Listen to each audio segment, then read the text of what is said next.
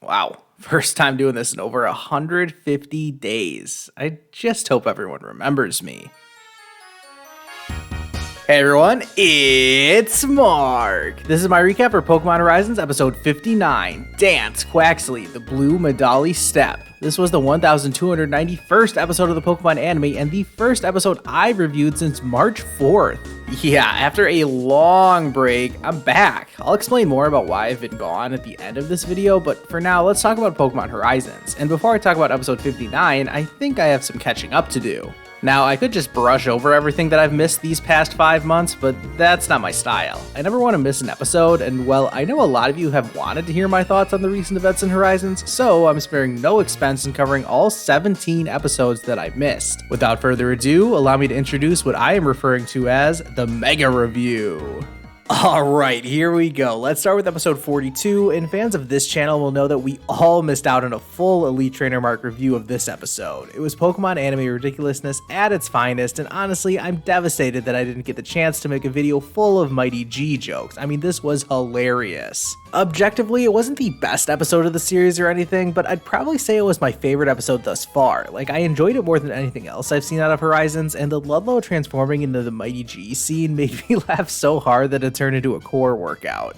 I'm giving this one an 8 out of 10 rating, and well done to the anime for executing this perfectly. Like, we all just expected it to be a run-of-the-mill, everyone has a fun day out at the beach kind of episode without much plot, but it completely blew my expectations out of the water. They skillfully avoided having Molly or Orla show up in swimsuits, they kept the Mighty G secret under wraps so that the big reveal was the perfect surprise, and they even tied it back into the overarching plot by revealing the location of the Explorer's hideout, so this was extremely well done. Oh yeah, along with this episode, they released a 30-second short that was really just a Pokemon Go promotion. It was interesting seeing that Professor Freed and Professor Willow are friends, but like I said, this was really just some promo for Pokemon Go when they were introducing more Paldean Pokemon and even had Captain Pikachu showing up in the game. Moving on to episode 43, well actually this screenshot is from the start of episode 42 when they said they were still headed for Paldea, but then at the start of episode 43 they revealed that they had actually arrived in Paldea all of a sudden? Okay then. The Rising Voltaclers are hanging out in the town near the seaside, but the Explorers are there too, and based on their choice of headwear, I'm starting to think that it's more than just Zerk who's a fan of Nidothing. Oh yeah, it was around this time that we found the dub names of the rest of the Explorers. Only 3 of them actually changed names, so people like Spinel kept their name the same, but now Sango is known as Coral, Onyx is known as Sidian, and Agate is known as Kalse. I think that's how you say her dub name. Anyways, after a pretty unserious first half of the episode, Coral goes full Karen on Liko and Roy and calls them out for a fight, and they walk right into a 2v2 against the Explorers. Our heroes are pretty outmatched here, but I think narratively the scene served its purpose. We now know that Coral and Sidian are going to become much more regular members of the cast, and so this battle was really only meant to show that Liko and Roy are well below them in terms of power, but this will just serve as a reference point so that we can see just how much Liko and Roy grow as trainers in the near future. The confrontation ends once the bad guys get a call from the others to regroup back at the island, and Coral lets it slip that they're trying to summon Rayquaza. This episode did a good job transitioning the story back on track towards the main plotline, and I give it a 6.5 out of 10 rating. Episode 44 was the first half of the big end of chapter climax, and it picked up right where the last one left off, with Freed investigating the mysterious tower. Sure enough, he sees Spinel enter the building, and it's time for another Rising Voltaclers versus Explorers conflict. Our heroes start putting together a plan, with most of the crew staying behind in the Brave Olivine, while this group approaches by boat to try and maintain an element of surprise. Freed is able to walk right in, which just reeks of a trap, and of course the others end up getting locked outside. Spinel confronts Freed while the others go figure out where the rest of the Explorers are. We see that they're hanging out by the Levincia Lighthouse, although Amethio isn't a part of this operation. We continue cutting all over the place as we check back in on Freed and Spinel, who are going all out in a battle. Umbreon's foul play gets the better of Cap, but he and Freed notice this leaves a dent in the wall, which gives them an idea. Meanwhile, Terapagos has pointed the others in the direction of the lighthouse, where the Explorers have only gone and done it. They actually summoned Rayquaza. In the most random non sequitur in a while, they show Iono streaming nearby, and she even sees Rayquaza off in the distance, but then we literally never see Iono again in this episode or the next one, and with the hindsight we have now being 10 plus episodes past this moment, I still have absolutely no clue why Iono is in this scene. The explorers start going to town in Rayquaza, while Freed's plan is working too. He and Cap have created an exit for themselves. Everyone is gathering at the lighthouse, including the rest of the Rising Voltaclers aboard the Brave Olivine. Some more battling breaks out, and we even see a rare Watchroll sighting as our heroes do everything they can to stop the explorers from trying to capture Rayquaza. The reason the airship is here is so my favorite hero can make her entrance, as Dot and her Pokemon use the Nidothing suit to break their fall. That causes enough of a diversion for Dot to rush in and basically implant a virus onto the device the explorers are using to summon Rayquaza. This causes the legendary Pokemon to go on a complete rampage, launching a Draco Meteor attack. Our most impulsive villain is going to take this line down, and she sends Glalie in for self-destruct. And yeah, somewhere in that explosion is Rayquaza. It goes flying backwards and straight into the Brave Olivine. Major red alert, and that's the cliffhanger for this one. No real analysis necessary for me. This episode was really exciting from start to finish, so I'm giving it an 8.5 out of 10 rating.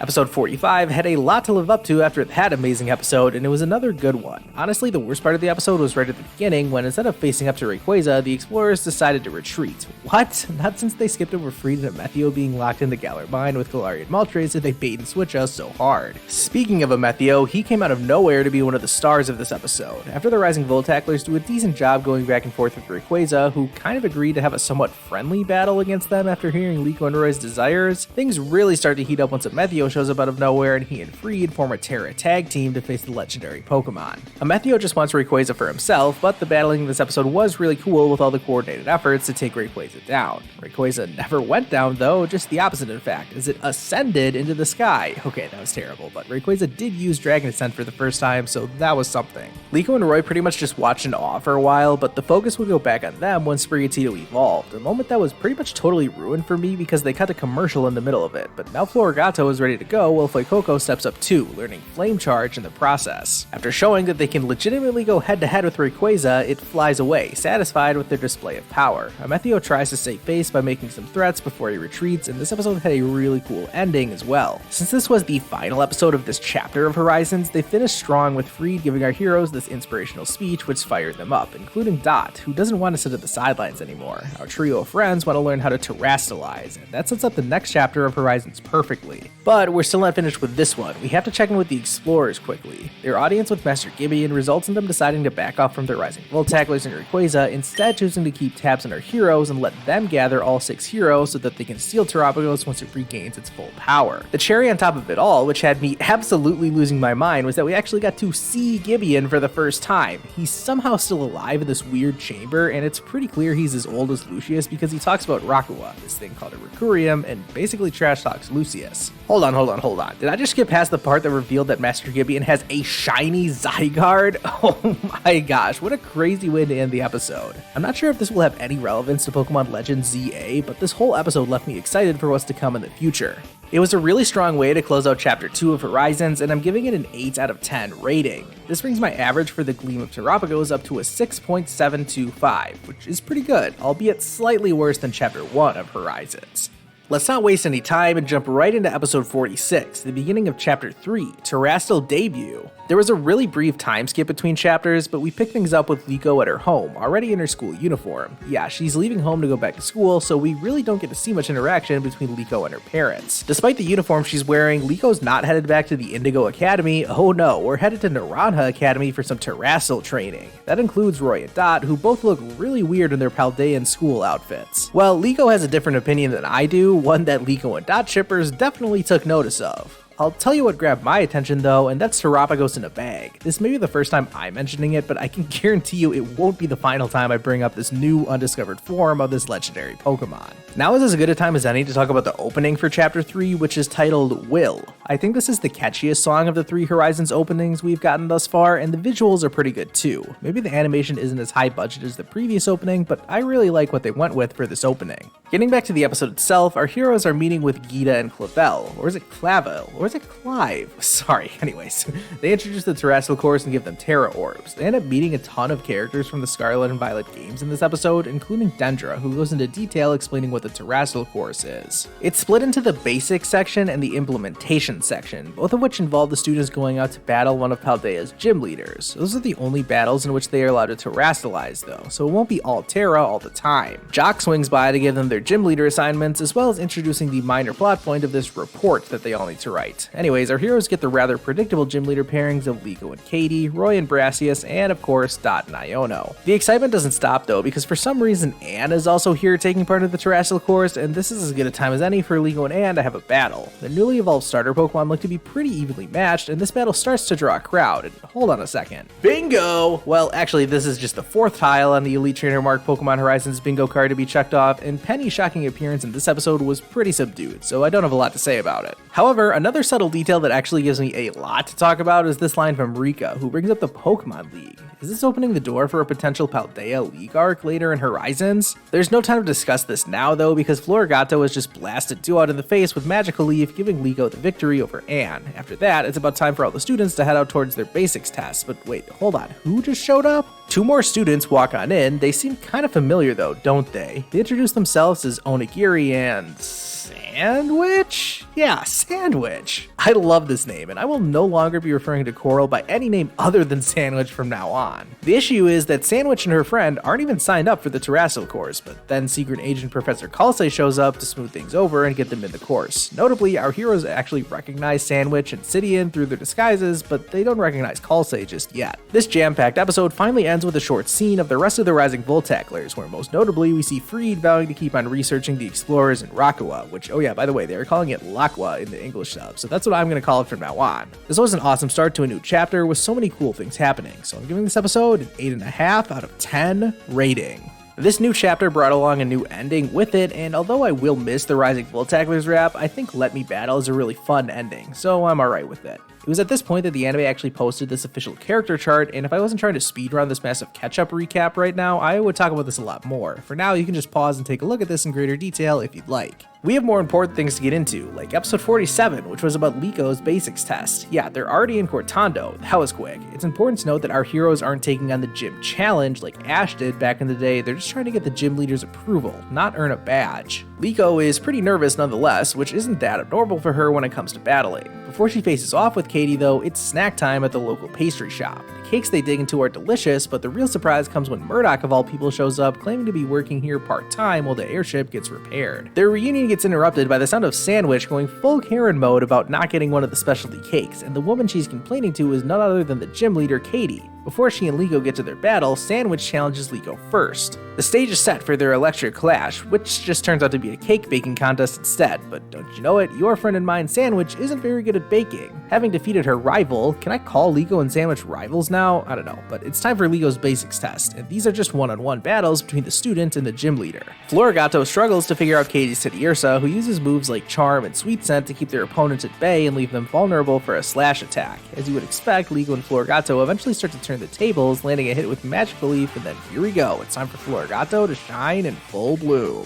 Yeah, 47 episodes in, and one of our heroes has finally terrestrialized in this series, and they absolutely drilled Teddiursa with a Terra boosted Magical Leaf. It manages to survive, and Katie decides to terrestrialize her Pokemon too, giving the now bug-type Teddiursa a type advantage over Florigato. This gives Katie the edge, and Teddiursa is able to fire off a flurry of Terra-boosted Fury Cutters to knock Florigato out, meaning Liko is lost. Despite that, she still passed her basics test. Yeah, like I said, this isn't a gym challenge. They don't have to actually defeat the gym leader or anything. All the students need to do is demonstrate that they can work together with their Pokemon and terrestrialize, so Liko did earn herself a passing grade, even in defeat. The episode ends fairly quickly after that, with our heroes celebrating Liko passing and Roy getting set for his basics test next. This was a fine introductory episode to how these terrestrial course activities are going to work, but I wasn't incredibly impressed if I'm being honest. To try and quantify my sentiment, I'm giving this episode a 6 out of 10 rating. While I certainly enjoyed this episode, it was more about Liko working through her struggles without a true moment of triumph, which was emphasized by her losing to Katie. Episode 48 immediately pushed this concept to greater heights though, and it opened up with Roy and Fuecoco training on their way to Artisan. They're clearly fired up to battle, but when they arrive at their destination, Hassel greets them and welcomes them to the annual Artisan Art Festival. They quickly meet up with Brassius, and wait, Liko's father is here too? I mean, I guess Alex is an artist after all, so let's just go with it. Brassius tells Roy that their basics test will have to wait until after the art festival, but out of nowhere, Nemona steps in and challenges Roy to the battle that they promised they would have. Despite Nemona being way more experienced than Roy, this battle is actually more competitive than anyone expected. Things only turn south for Roy once the rain comes in and drowns out Fuecoco's fire, and once Pawmont lands a double shock attack, it's game over for Roy. Brassius picked up on how Roy was so easily rattled by the rain and says he'll never master Terastal the way he is now, and their basics test is on indefinite hold because of Roy's action. Well, that was pretty harsh, but everyone quickly moves on and decides to enter the art festival, with this year's theme being about making something with your Pokemon. Nemona shows them to a workspace where they can make literally any piece of art they want. Each of our heroes has their own unique approach to this, with Tinkatink leading the way on Dot's metal-based creation, Ligo and her Pokemon decide to do some finger painting, and Roy gets inspired by Fuecoco's admiration for Charizard. They have the most ambitious idea, trying to create a Charizard sculpture on their own. It's far from smooth sailing though, and Roy's frustrations in this episode reminded me a lot of Ash, and much like Ash would, Roy and his Pokemon somehow find a solution together, with the key being Fuecoco's fire. They work together to create a really impressive Charizard for someone with zero experience. It's time to see everyone's finished creation, starting with Nemona's intricate wood carving of Pawmont, then there's Lico's finger-painted Arboliva, and Dot's, hammer Ferris wheel, which glows up with an assist from Roy's watch roll. Speaking of Roy, his sculpture is the main event, and Brassius is immediately impressed with his work.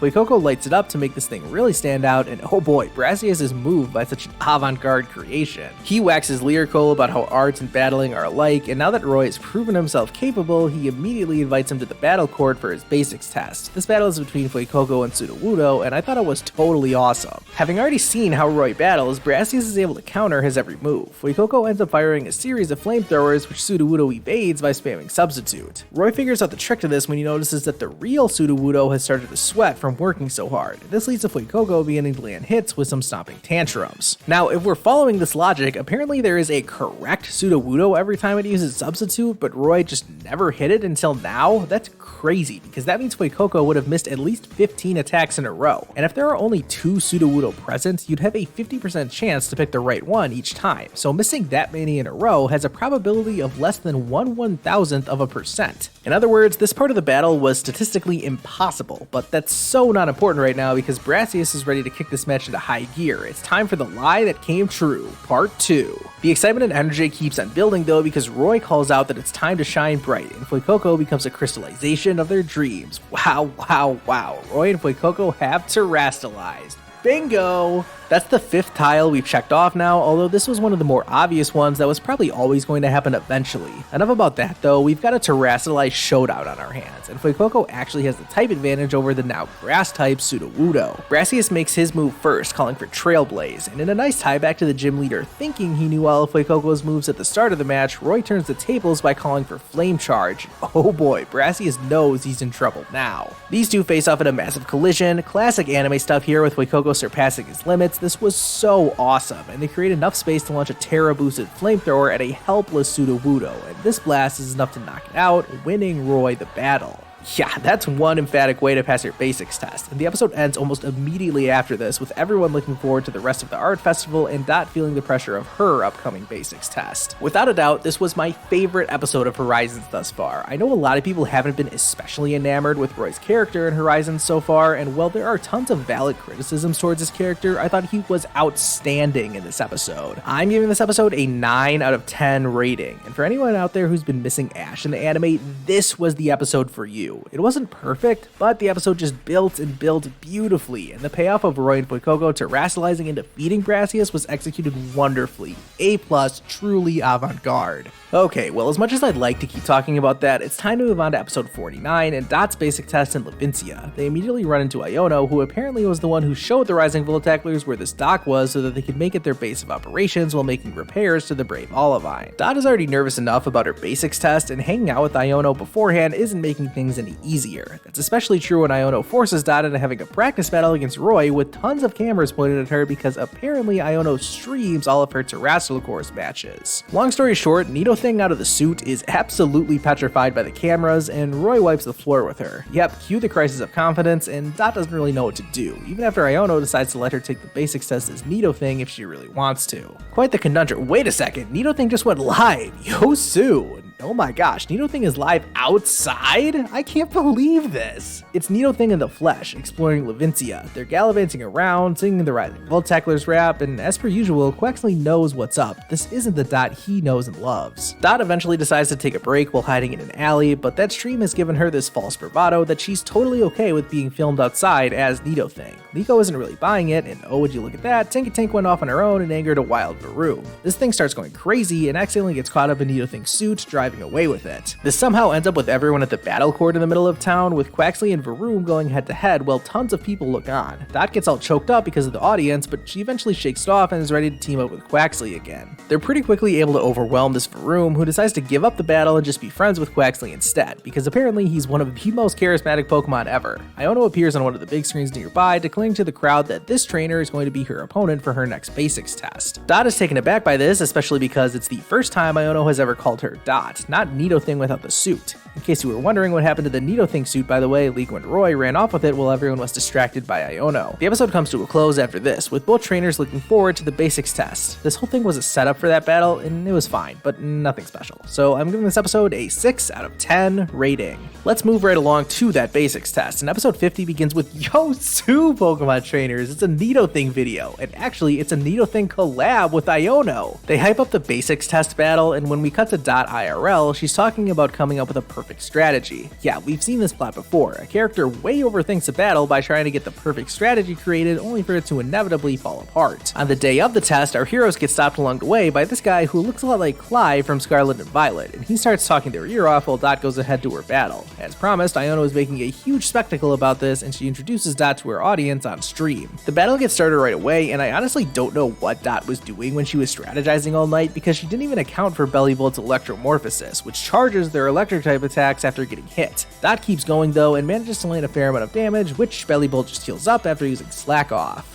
Dot takes that opportunity to hit them with a flurry of attacks, which just supercharges them thanks to Electromorphosis, and I guess in the anime that ability can stack, unlike in the games. Anyways, Dot unintentionally got the whole place soaking wet by spamming Water Gun, so instead of launching a supercharged discharge, Iono accidentally kills the power on the battle court. Yeah, Dot's strategy is totally out of the window by this point, but for whatever reason Quaxly is just dancing around in the puddles of water. This somehow cues Dot to dazzle him, go viral, and shine on. Whoa, it's time to terrastalize. Quaxly is looking resplendent in his Terrastal glow, while Iono is just rattled that her opponent is terrastalizing while her stream has lost video. Somehow amidst all this chaos, Quaxly has learned liquidation, and just when it looks like Dot is in the driver's seat, the lights come back, the stream is back on, and Iono is calling on Inspiration's little light bulb. This is a great example of what seems to be the trend with terrastalization in Pokemon Horizons. It usually only comes out at the end of the battle, and things end rather quickly once Bellibolt launches an Electromorphosis charge, Terra boosted discharge, which is enough to knock Quaxly out. No time to feel sad though, because Iono is full of praise for Dot's performance. Our hero is shocked to learn that you need to have fun in battle in order to dazzle, but now that she's learned that, she's passed her basics test. Clavel congratulates everyone on passing their basics test and tells them to head back to the Naranja Academy, but not before they write the reports on wild Pokemon. Yeah, remember that minor plot point? Well, our heroes kind of forgot, and that's how this episode comes to a close. Overall, I thought this was a great episode, but not as good as Roy's basic test. I'm giving this episode a 7 out of 10 rating. Some people would probably go higher because of the animation, but as I have often stated, I don't really care that much about the quality of animation. I thought the quality of the storytelling and drama was pretty good though, so this was a fun way to round out our 3 basics tests.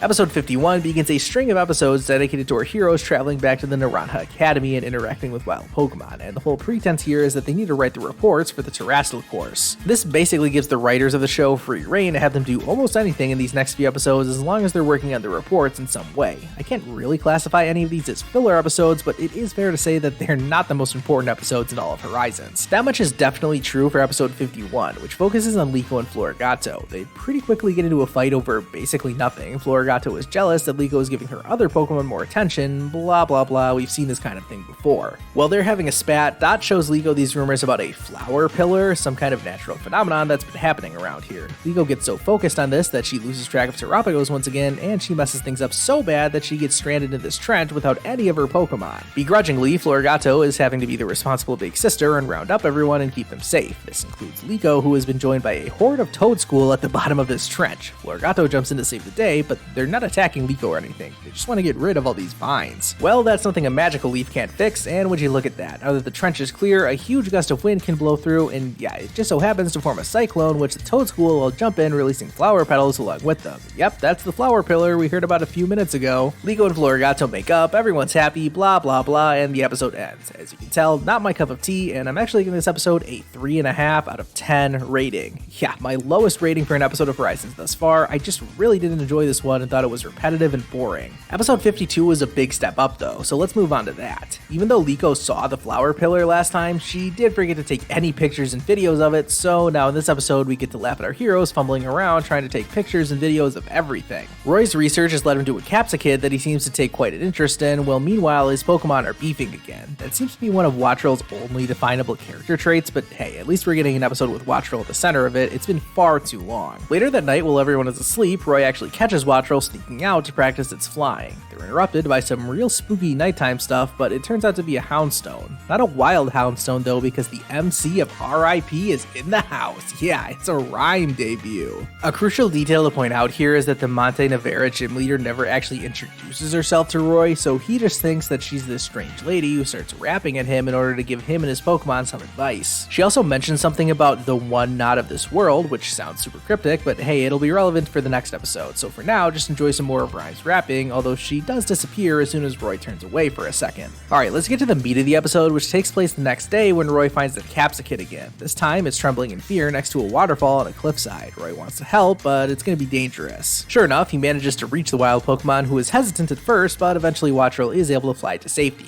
Everyone else shows up just in time to watch Roy climb up the side of a cliff. I'm sure nothing could go wrong here, but good luck telling that to these two, who are honestly just in the competition between themselves on who can have the craziest facial reaction in this series. As you would expect, a gust of wind knocks Roy off, sending him plunging towards certain doom, and the only one who can save him is Wattrell. Yeah, I don't know how tiny little Wattrell is going to catch Roy. Oh, would you look at that? It's evolving. Yeah, this evolution was pretty telegraphed, but it was still a cool moment watching the newly evolved Kilowattrell save Roy. And am I the only one who thinks Kilowattrell looks absolutely huge?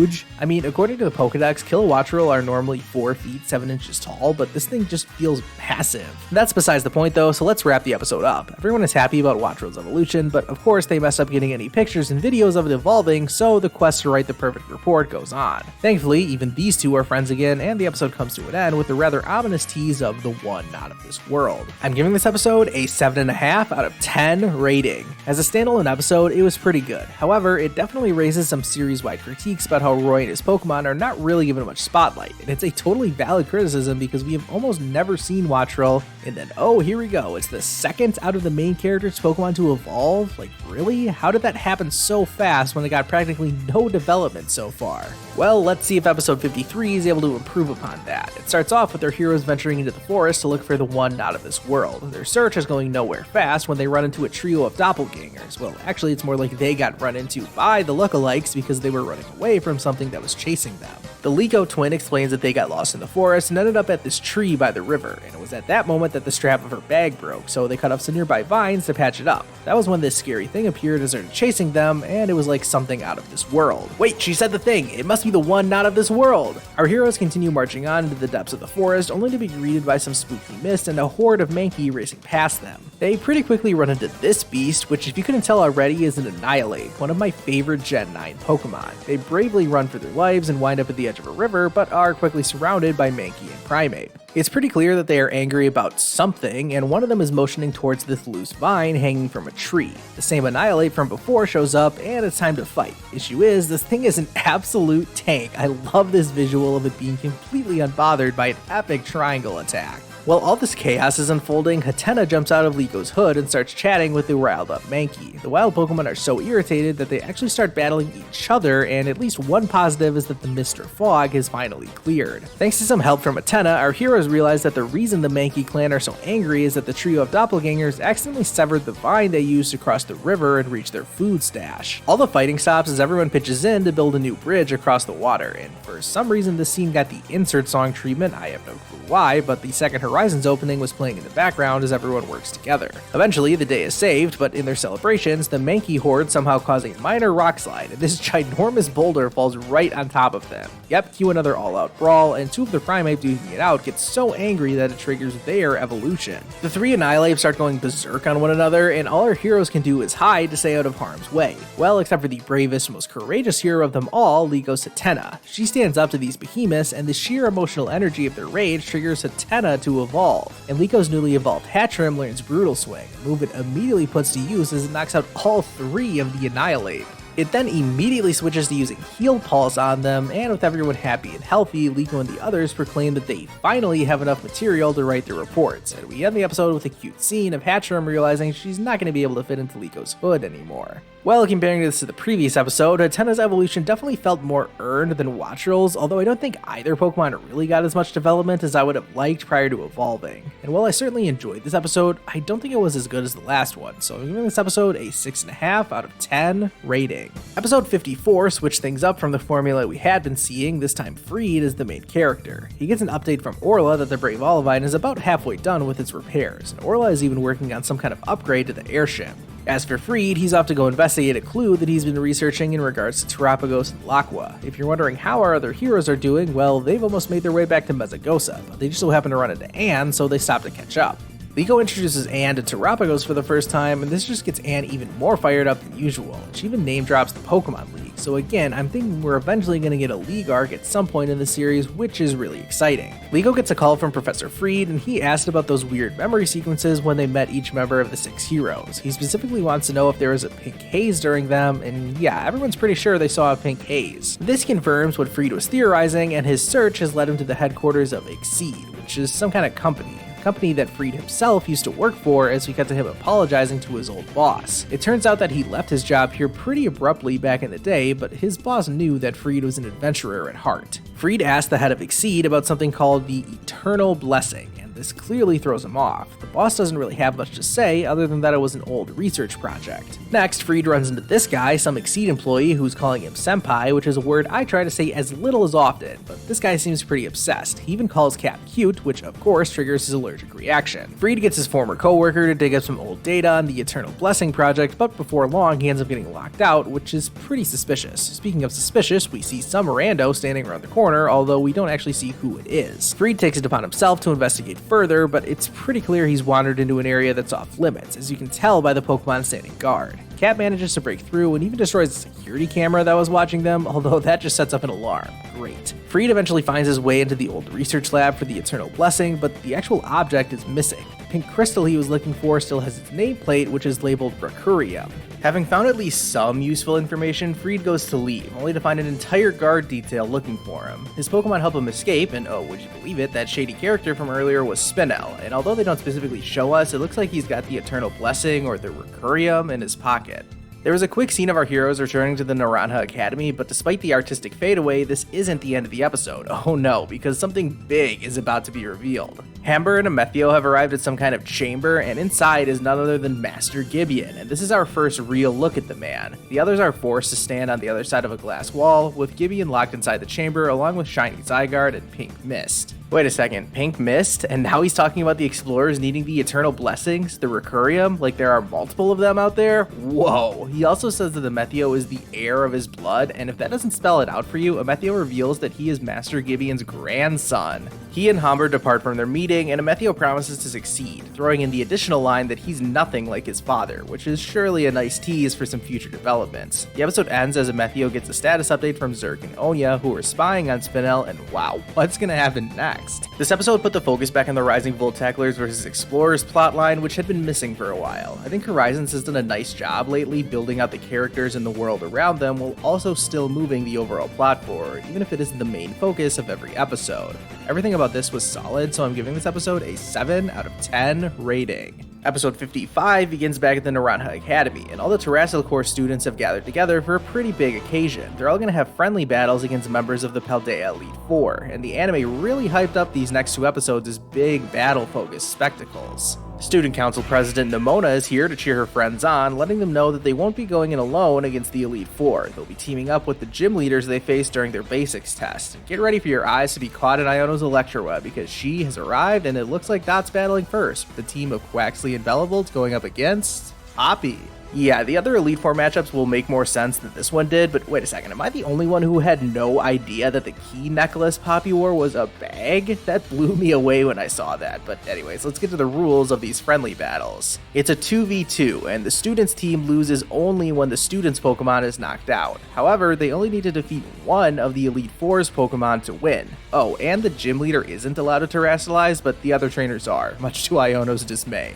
To save myself some time, I'm not going to recap these battles move by move, but what I will say about this first match is that it was a great introduction. It's pretty obvious that the three trainers involved are all at a pretty different skill level, which lends to some interesting dynamics. Dot eventually comes up with the idea to have Quaxly drum up Bellibolt's Electromorphosis, something that can't happen in the games, but hey, it is the anime, so let's just go with it. And Dot continues to build momentum for her side by terrestrializing, and Quaxly's Terra-boosted Liquidation meets Poppy's Tinkaton head-on. But this really served as an excellent distraction for Iono's Bellibolt to sneak into a great position on top of Caparaja. Having been supercharged thanks to Dot's Electromorphosis strategy, Bellibolt is able to unleash a Zap Cannon from close range, and this is enough to KO Caparaja, giving Dot and Iono the victory. I think some people watching this were upset that an Elite Four member was defeated too easily, but personally I didn't have a problem with this at all, and now Dot is more motivated than ever to get stronger. We only see the very end of the next battle, and that's because Sandwich decided to use self-destruct and knock out everybody, including her own Glalie, which of course means that she loses, although Sandwich doesn't really agree with those rules. Don't worry, we'll get to see Larry in an actual battle later. I need to write something into the script here so that I remember to show the posters they released for these episodes. Like I said, they were really promoting this as a big deal, probably because they don't have battles like this very often in Horizons. The idea of Roy versus Hassel is pretty interesting, and that match is next. Roy's partner shows up on top of the sound system, and of course this lunatic jumps off without a care in the world. How avant-garde. This matchup makes a lot of sense considering we just saw all of these guys a few episodes ago in Artisan. I have no clue why Brassius chose to go with Dolive against Hassel's Flapple and Excalibur, but whatever, this is probably the least serious of the three battles Ligo, Roy, and Dot had, so I don't think it's worth worrying too much about. The start of this battle is really just a lesson about Thermal Exchange, which is Excalibur's signature ability, which powers up Excalibur's attack when hit by a fire-type move. As far as the actual strategy of the match, well, all there was to it was Fuecoco trying to avoid getting nailed by Glaive Rush. This match didn't set out to be a strategic masterclass though, it was about art and having a beautiful, creative battle. Roy turned his artistry up to a 10 by having Fuecoco shine bright and become a crystallization of their dreams, and his Terra-boosted flamethrower merged with Dolive's Seed Bomb to create quite the spectacle. This attack didn't actually go anywhere though, so Hassel just freezes it with a blizzard, and this kind of feels more like a contest battle than a regular match. Anyways, the cover of the Flaming Ice sculpture gives Excalibur enough time to launch another Glaive Rush, and now that it finally lands a hit, Roy and Brassius' Pokemon are both knocked out. Roy isn't too bothered about losing though, he learned a lot from this match. Brassius also thinks he grew because of this battle, and this just brings Hassel to tears, but anyone who's played Scarlet and Violet already knew how much of a crybaby this guy is. The next match featured Sandwich's friend, but we only saw the very end of it when Garganacl got knocked out. This was kind of a weird way to end it, and I am slightly disappointed that Kofu and Tulip don't get much of the spotlight because they got paired with the Explorers. The Elite Four member who defeated them was Rika, and that's who the team of Ligo and Katie get to face. That'll have to wait for the next episode though, and really I am pretty easy to please when it comes to the Pokemon anime. Give me an episode focused on battling and have the battles themselves be entertaining, and a high rating is on the way. Giving this episode an 8 out of 10 rating. Well, let's not waste any time and get to Liko's battle against Rika, which was the main story of episode 56. Her friends are ready to cheer her on, but notice how Terapagos is starting to wander off again. Dot and Quaxly notice this, so they chase off after it, setting up the subplot of this episode. The main focus was on Liko though, and specifically her mentality about battling. At the beginning, she's super nervous, which we've seen countless times before. Katie knew this from her basics test, but now Rika is getting to witness it firsthand, and she's doing whatever she can to try and get Liko to loosen up. When the battle finally gets underway, it's pretty standard fare, nothing out of the ordinary. We do cut away from the match a few times to see what Dot and Quaxly are up to, and their search for Terapagos has led them to the library. It turns out Penny, of all people, found Liko's bag, and she knows about Terapagos now. What's probably even more concerning is that she also knows who Dot is, despite the two of them never meeting before. Back to the battle for now, and one interested viewer in the audience is Grusha, who is taking notes of the way Liko battles. I'm sure that's not foreshadowing anything.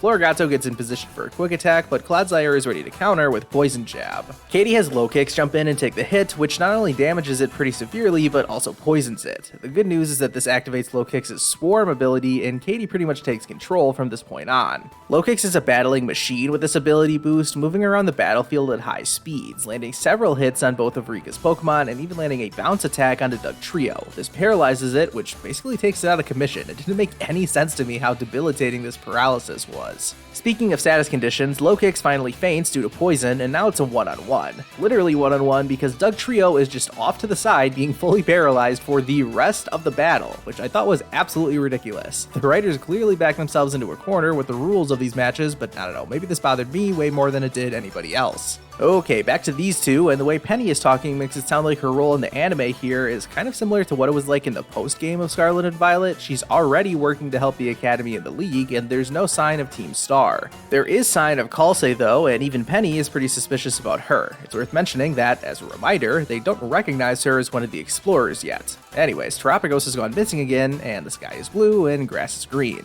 Dot manages to find Terapagos pretty quickly this time and hides it from Quaxly, who seems to be holding a book that has a pretty distinct color. Looks like a Scarlet book, or actually it is the Scarlet book, same as from the games. So when Terapagos gets a sight of some of the drawings, its interest is piqued, especially at the sight of Stellar Form Terapagos. Well, this has certainly been a noteworthy meeting, and our two introverts part ways after sharing contact info. Dot rushes back to the battlefield to see Liko and Rika still going at it, with Florigato showing off some new moves to try and get ahead. And by new moves, I mean Florigato literally learns acrobatics, which is a nice addition to her arsenal. More importantly, Liko has achieved her own character development because she's realized something new about battling. Rika picks up on this new side to her, and as Liko explains it, she can start to sense how her Pokemon feel when they really get into a battle, and this kind of synchronization excites her and allows her to finally start enjoying battling. With that accomplished, it's about time to wrap the battle up, and once again, terrestrialization is reserved for the climax. We can see one of the Elite Four members terrestrialize as well for the first time, and even though Clodsire is at a clear type disadvantage in this situation, it doesn't matter. It's just too strong for Florigato.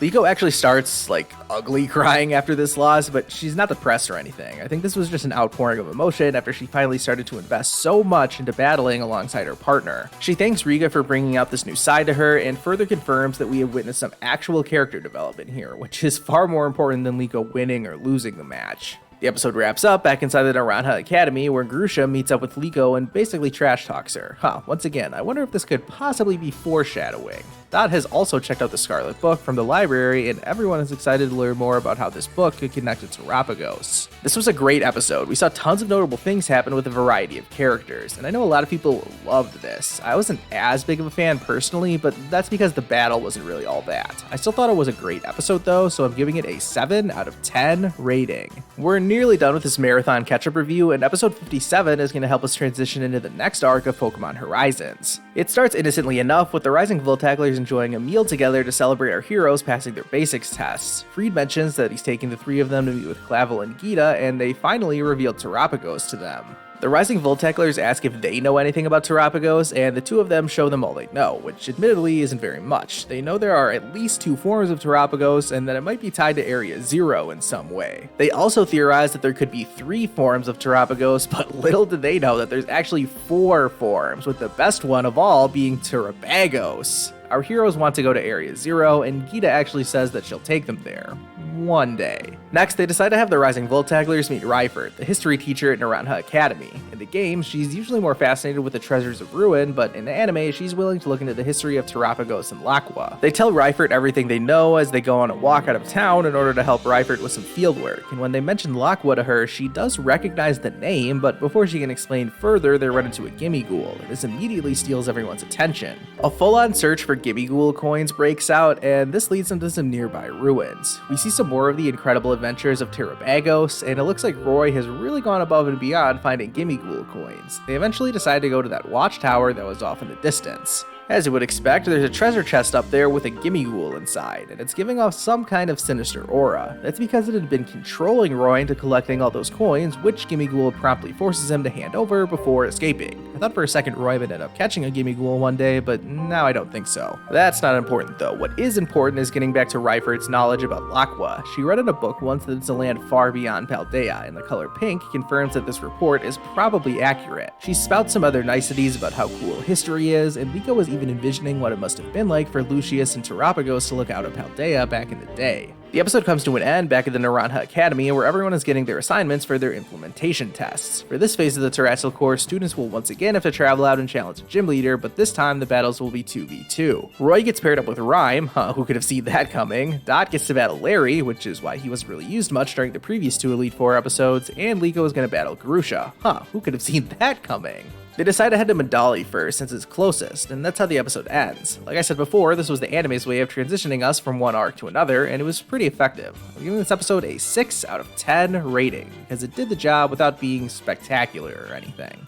Okay, the final episode I need to tick off the list is episode 58, which starts with our heroes already in Medali. Much like in the games, they make a point about how much food and restaurants there are here, but enough about that, because Tinkatinka has identified an iron griddle, and you know what that means. Unfortunately, Hammer Time gets stopped by a Pokemon scaring the daylights out of them, and it turns out to be a King Gambit, and it belongs to the owners of this restaurant. They take the kids inside the place, which is called the Anything Eatery, and they really throw anything on their dishes and call them meals. The highlight is some udon noodles at the bottom, which apparently are really good. King Gambit is responsible for making the noodles, and hold on to your hats everyone, because we are about to witness some of the best writing I have ever seen in the Pokemon anime. Okay, so this woman says that the Anything Eatery doesn't get a lot of customers anymore, and even that adventurer guy has stopped coming to eat here. I dismissed this as nothing when I first watched the episode, and just continued watching on as I saw this old married couple get into fight after fight throughout the episode. Then it was brought to my attention that this was actually referenced way back in episode 21 of Horizons. Yeah, way back when Liko caught Hatena, because there was this throwaway line of dialogue that made no sense at the time. But Freed did mention that he was at a restaurant once when a marital spat totally ruined his appetite. That means that Freed was talking about the Anything Eatery, and 37 episodes later, now Liko, Roy, and Dot are here watching these two get into fights and talk about how the adventurer guy stopped showing up. This is genuinely one of my favorite pieces of writing in the history of the anime. What a weird, minor detail that I can't believe they included in the show. But wait, stop all the clocks. The iron griddle has gone missing. Yes, that means it's hammer time for Tinkatink. Dot takes responsibility for my favorite pink blob's behavior, and our heroes end up working for the Anything Eatery to help make up for it. Roy goes outside with King Gambit to try and attract some customers to the restaurant, but Quaxly's charismatic approach is way more effective than the screeching and fumbling around that King Gambit does. Roy takes advantage of Quaxly's help to get a crowd of people to come to the Anything Eatery, and things seem to be going well, although King Gambit is looking a little down, and literally is looking down in the screenshot. I knew the second I took the screenshot that I was going to write King Gambit is looking down into the script, and well, here we are. Good job, me. Dot and the restaurant owner step outside and have a conversation, and he talks about how he and King Gambit go way back and are partners, and Dot feels guilty for being the reason King Gambit is feeling sad. Once the Anything Eatery empties out again, she says those customers probably won't be coming back again. The anything meals they were serving weren't the best, and they need to change things up. They identify the udon noodles at the bottom as the best part of the meal, and Dot is fired up about this idea because it means King Gambit will be at the center of the restaurant's success. Out of absolutely nowhere, Sandwich's friend shows up at the front door, and everyone gets all flustered, and somehow we wind up with a challenge for a battle. Dot agrees to take on Sandwich's friend outside, and she tells King Gambit to get working on making some of that udon while the battle is going on. Dot's not trying to win this match, instead she's doing her best to make the moves dazzle, and this attracts a crowd in no time. She announces to all of them that the Anything Eatery has a new special udon meal, and this battle is going to have to wait because it's chow time. Everyone is loving King Gambit's udon, and our steely friend is right back at home working alongside the restaurant owners. You can count Larry as one of the many satisfied customers they serve today, and Dot knows that her next step is going to be battling him. Well, aside from the mind-bending revelation that Professor Freed went to the Anything Eatery back in the day and that he mentioned this 37 episodes ago, I think this was pretty much a filler episode.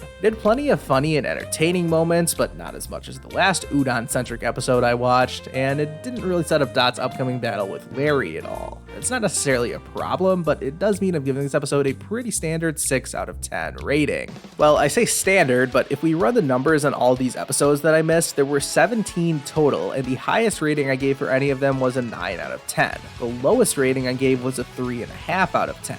somehow the average of all 17 episodes ended up being exactly 7 out of 10. And I don't mean like 6.98 rounded up to 7, no, I mean somehow the exact average of these episodes came out as a whole number. And I think 7 out of 10 is a great indication about how I have felt about Pokémon Horizons lately. I know I haven't been here in the week to week, so let me give some of my general thoughts quickly. It hasn't necessarily reached the heights of other series yet, but it's been consistently good. And I'm really happy to be saying that now that we're into the thick of the first Pokemon anime series without Ash Ketchum. The show that I love is in good hands. Alright, we've reached the finish line of this marathon recap. Let's get back to talking about the newest episode, shall we?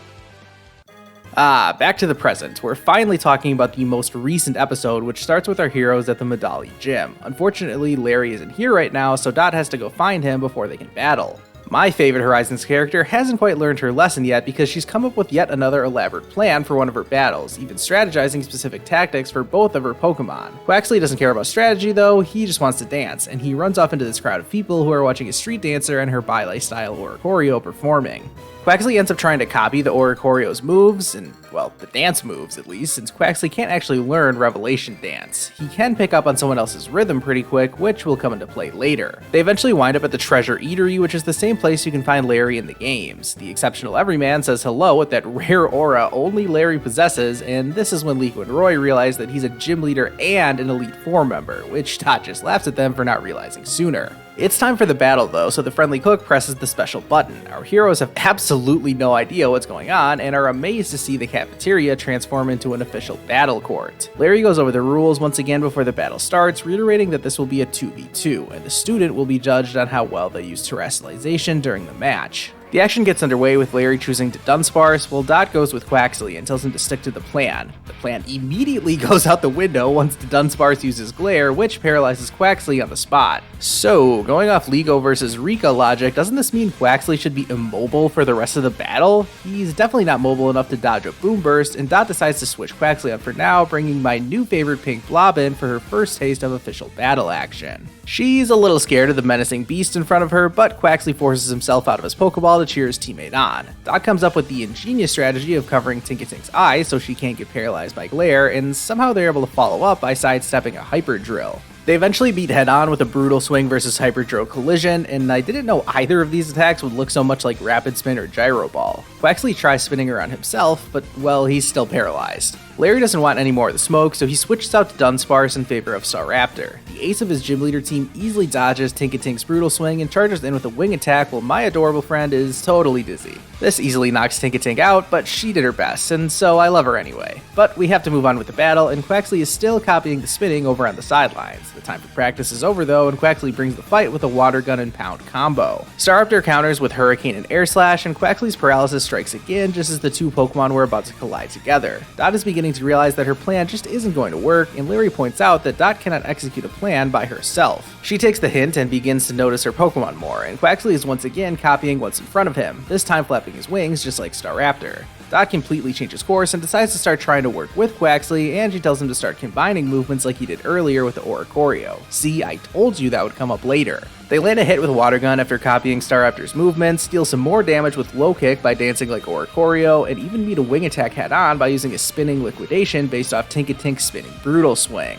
The excitement keeps on building though because Quaxly starts glowing, and you know what that means. Dot can't believe her eyes as her partner Pokemon evolves into Quaxwell, and even Larry was surprised by this turn of events. Dot decides to keep her foot in the gas, pulling out her Terra Orb. She and her Pokemon are about to glitz it up, go viral, and shine because here comes Terrastalize Quaxwell. Their liquidation attack comes in the form of this water vortex that honestly looks pretty similar to the first incarnation of Ash Greninja, and even Staraptor is on the ropes now. Larry isn't going to take this lying down though, and activates Super Larry mode by doing a quick stretch and pulling out his Terra Orb. Now it's Terra versus Terra, and this battle has truly reached its climax. But, rather unclimactically, Quaxly gets paralyzed again for the first time in ages, and is an actual sitting duck for Staraptor's Terra boosted Facade, which knocks Quaxwell out, ending the battle. Dot is pretty upset about taking the 2-0 loss, but I mean, come on, her Pokemon did pretty well even in defeat. It's time to see if Larry agrees though, as he presents his report on their implementation test. His ruling? Dot earned herself a passing grade.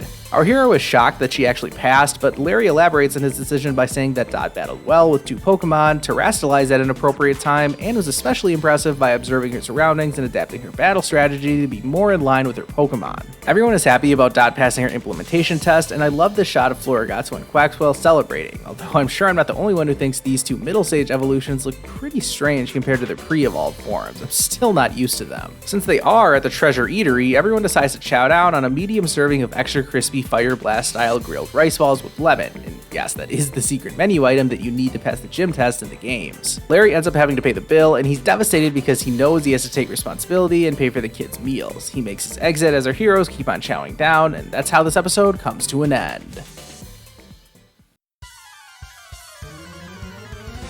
This was definitely a strong episode for me to make my return to episode reviews, and I don't have many negative things to say. I guess I'll just get my nitpicks out of the way first, starting with the inconsistency of Paralysis and Horizons. I already brought up the comparison to Lico's battle against Rika and how Dugtrio was basically knocked out by its paralysis in that battle, and even when I was doing my recap of that episode earlier in this video, I said that was stupid. I also pointed out that the writers had basically backed themselves into a corner with the rules for those Elite Four matches, so at least for me, that explains the wild inconsistency with how Paralysis was portrayed in that episode compared to this one. Do I think Quaxly should have been permanently immobilized in this episode? No, that would have been ridiculous, but I just think it's bad writing to have the same status condition act so differently in these battles that were only 3 episodes apart. This was pretty much the only thing that took away from the battle because, like I said earlier, it was pretty anticlimactic to have this end by Quaxly being completely unable to protect himself. It was also another example of terrestrialization being used exclusively at the very end of a battle, which isn't like the worst thing ever, but I do wish they would switch it up and not be so predictable.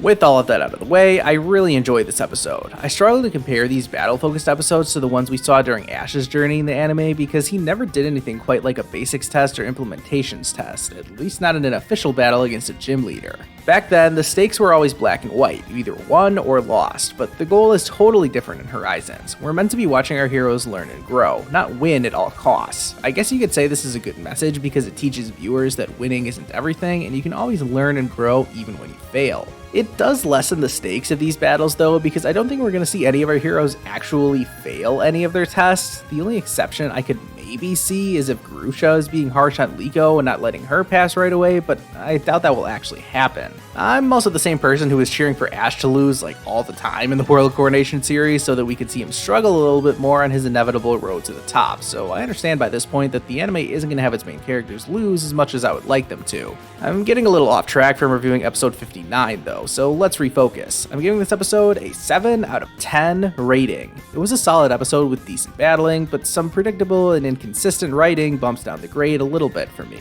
In the preview for the next episode, we see that our heroes are on their way to Glaciato Mountain so Roy can take his implementation test next. I don't think anything too notable is going to happen in this one, but I am looking forward to a change of scenery and getting to see some snow again, especially given how hot it's been in real life lately. Speaking of real life, that's as good of a segue as I can think of to talk about why I haven't posted in so long. It's a combination of factors, but the main reason is because I've been pretty busy with work. That's been a thing for a while though, and it only compounds with the fact that it's more difficult to make these episode reviews nowadays. Back during Journeys, the subs would release early Friday afternoon for me most weeks, giving me plenty of time to get my entire video done and uploaded before going to sleep on Friday. But starting in Horizons, the subs for each new episode drop usually around like 11 p.m. my time, so I just don't have the time to make my reviews right away like I used to. And since I have been busier at work in the past year, I am much more conscious about how I spend my free time since I have so much less of it. And like I've always maintained since I started this channel over 4 years ago now, I view YouTube as a hobby, and I have to keep my priorities in check when it comes to how much time I spend on a hobby.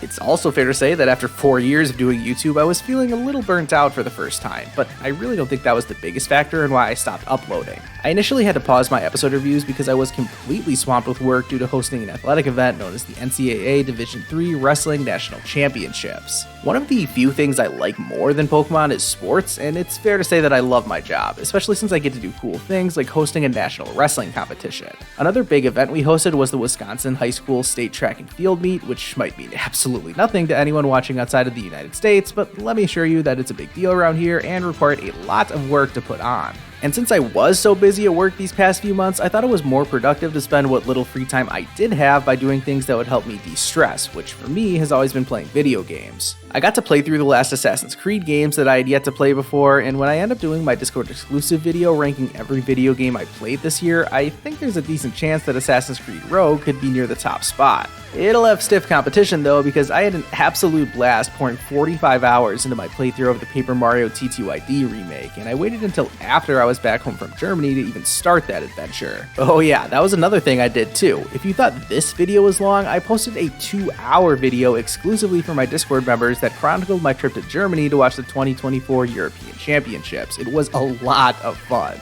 And speaking of Discord, I've actually been active in my server every day during this hiatus, so even though I haven't been much of a YouTuber lately, I have still been interacting with people every single day over there, sharing my thoughts about the anime each week and discussing anything else that people would like. I've also been defending my title as an elite trainer over there, because we are once again hosting a series of Pokemon Showdown tournaments to see who's the strongest. I may have come in second place in our recent Generation 4 Anything Goes tournament, but I plan on winning the next one, which you can join too if you click on the link to join my server. Finally, I can't wrap up my first video back without saying how good it is to be back, reclaiming my crown as the best Pokemon Horizons reviewer in the world. If you doubt me on that title, Niall Kelly and I put our skills to the test in Fantasy Premier League this past season to see who would win the crown of best Pokemon Horizons reviewer, and, well, your boy came out on top. By some margin too. I mean, I finished way above Niall in the league, and I even knocked him out of the cup in the semi-final, and I wound up winning that trophy. Going back to the league table though, who's that at the bottom?